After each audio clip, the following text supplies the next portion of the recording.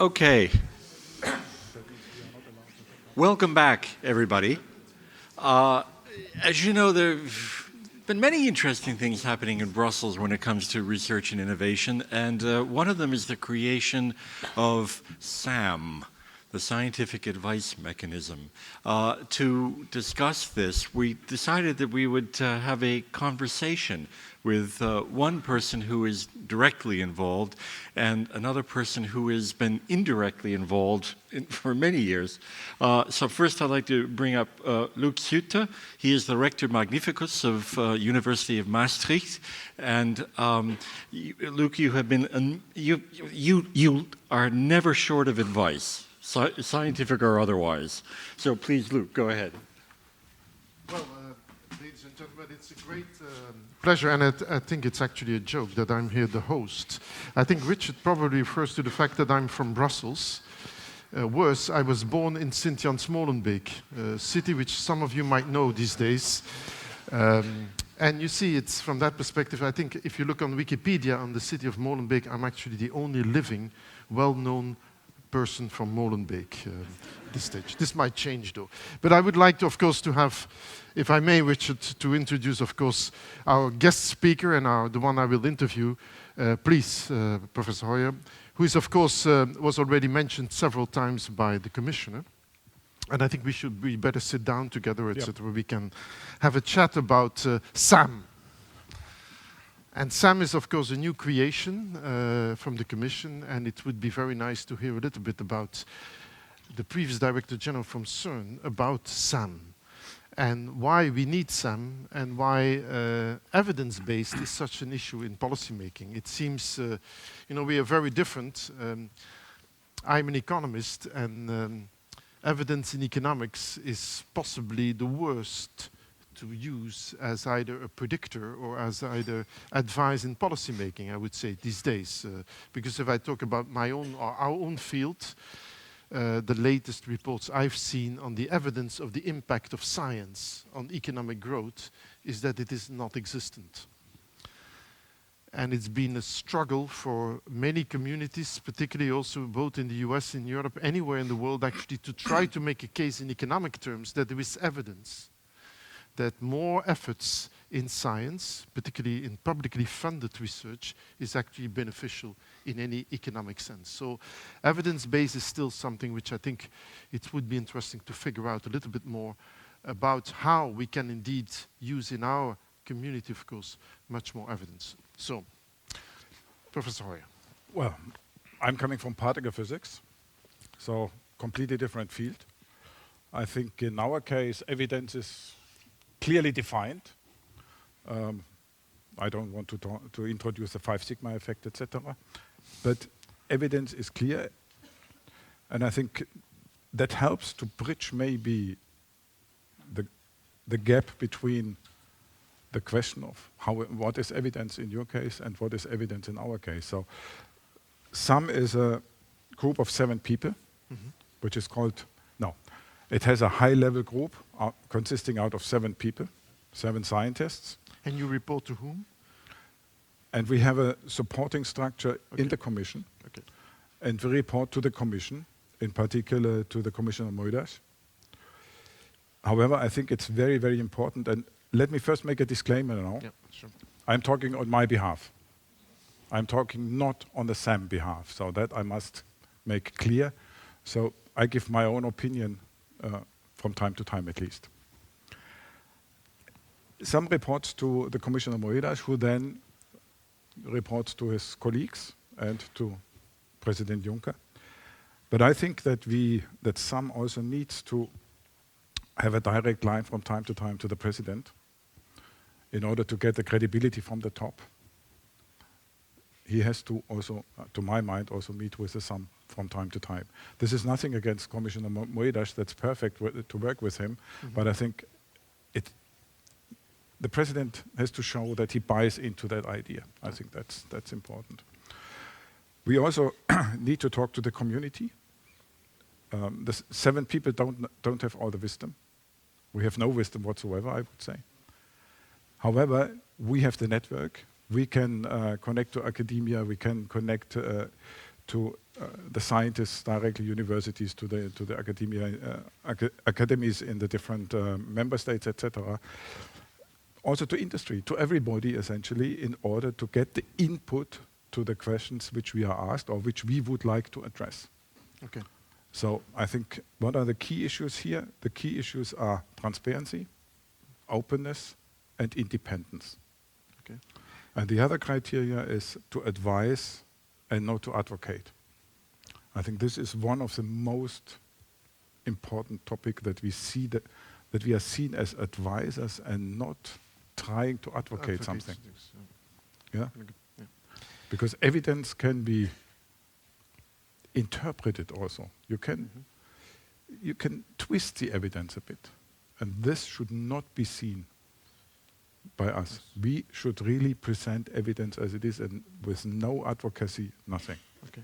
And because, again, coming from an area which is more on the behavioral side, in many areas, of course, in this area, evidence is extremely complex, or the relationships are extremely complex. And then, of course, the issue primarily is that the evidence is heavily biased or heavily based on particular measures which have been chosen, measures which are open to discussion, complexities. Yeah. And if your advice or your analysis is that you actually make the case worse, so to say, you highlight further the complexity, so you don't give any opportunity to the policymaker to say it's either left or right, or it's black or white, or it is much more complex, etc. How do you guarantee this kind of, that this advice is not going to be advice to make it easier, but advice which follows really the scientific method of analysis? I think it's up to to these 7 people to make clear that this advice is the best of our knowledge, the best of what we can judge from the input which we get. And it doesn't mean that we propose just one way, one opportunity. We can present a variety of opportunities, and then it's up to the politics to decide what to use and which direction to go. Okay. Yeah, I think we have to point out what we know. But we also have to point out what we don't know, the uncertainties. Yeah? And these uncertainties, the wider the uncertainties, the larger the uncertainties, the more different options one can propose. Or even say, okay, let's wait for more evidence. Do some research in a specific direction. And what if you happen to become in conflict, for instance, with particular legislation or issues? Think of what happened to your predecessor, if I may say so, and Glover and the whole agriculture, GMO fields, etc. How will you tackle those? Well, we have to point out where are the conflicts. I don't think that we come into conflicts with legislation. That's then up to the politics to solve that. Okay. We should only present the evidence. And since you mentioned our predecessor and Glover, I think that if you have a scientific advisor, if you have a scientific advice mechanism with one person, this one person things can very quickly go into personal issues. And this, I think, is a big mistake. Yeah?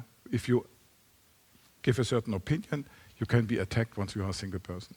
When you are a small group, it's much more difficult to attack the group, because the group is very diverse. And if the group brings out one opinion or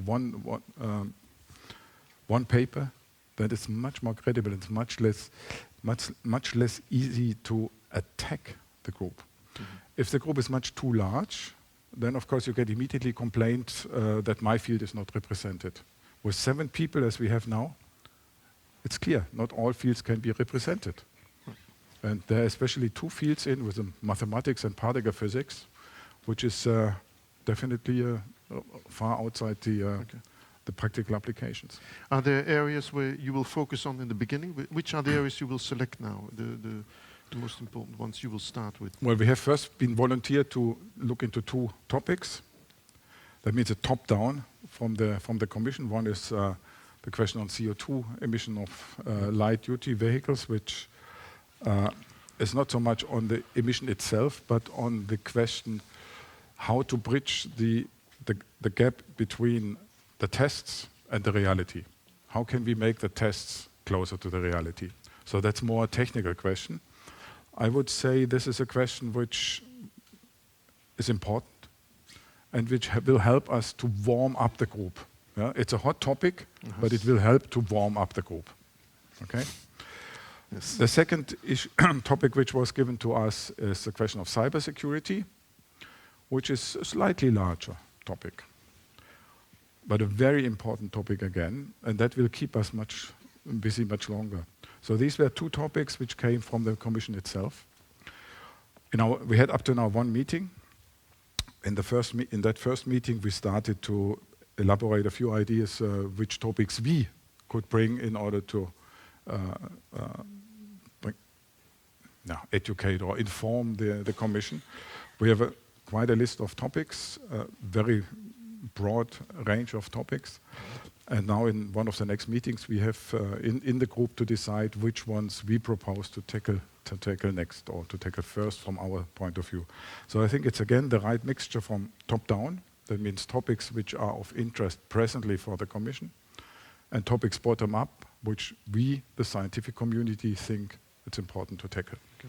And as you mentioned, you will report directly to Commissioner Moedas, but also to the President. This is a sort of dual structure, because this was also one of the issues with your predecessor, is the particular location within the whole advising mechanism of the Commission. The direct line is to the Commissioner, but as I said, I would like to also wish that the President shows some interest in, and I think it's good if we report through the Commissioner, but I think it would also be very important for the whole credibility inside the Commission, inside the political arena, that we also meet with the President.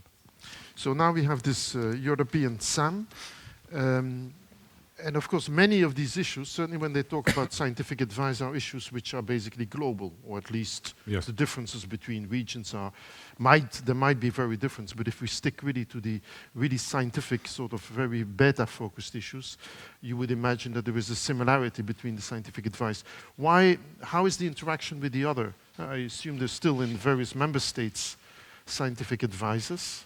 There is, of course, in the US, etc. How is the interaction with these different parties in the world? Well, first of all, in the member states, a lot of the scientific advice is through the academies, for example. Mm-hmm. Yes. And we will have a very close connection with the academies. In the next meeting, we will meet with leaders of the academies, so to touch base and to get the connection. We will ask for the input from the academies. We will check what's going on in the different member states, yes. So that is already foreseen. We will also use, of course, the instruments or the mechanisms which exist already within the Commission, the Joint Research Center, for example, just as one example. How to connect to the outside Europe part, yes. We have to see, that we have to discuss, but I think that we have to do, because most of the topics are global. I fully agree. And I think we have to see some of the topics, we should tackle or attack some of the topics, at least, which are included in the SDGs of the United Nations. Yeah. Yeah?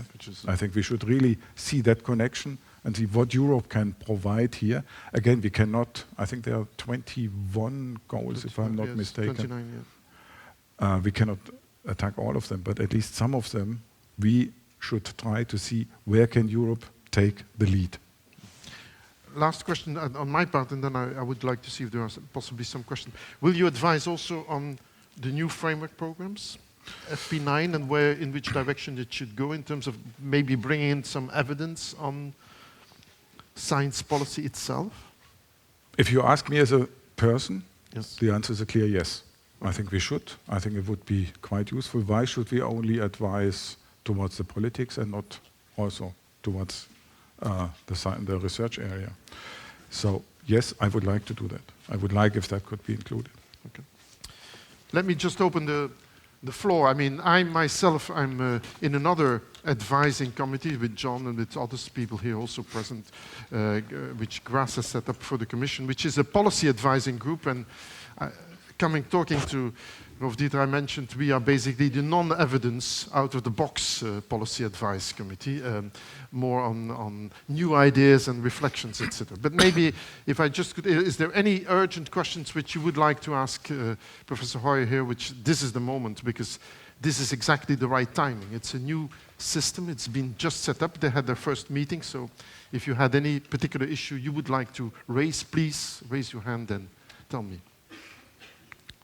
John, then I will just take 2 questions, John, and the next one, and then I will, following the instructions I've received. John. Yeah, the previous incarnation where you and I worked together, we were advocates of the chief scientist role, not because it was a person, but because we wanted science to be at the heart of the political process in Europe, and now it's become a team, that's fine.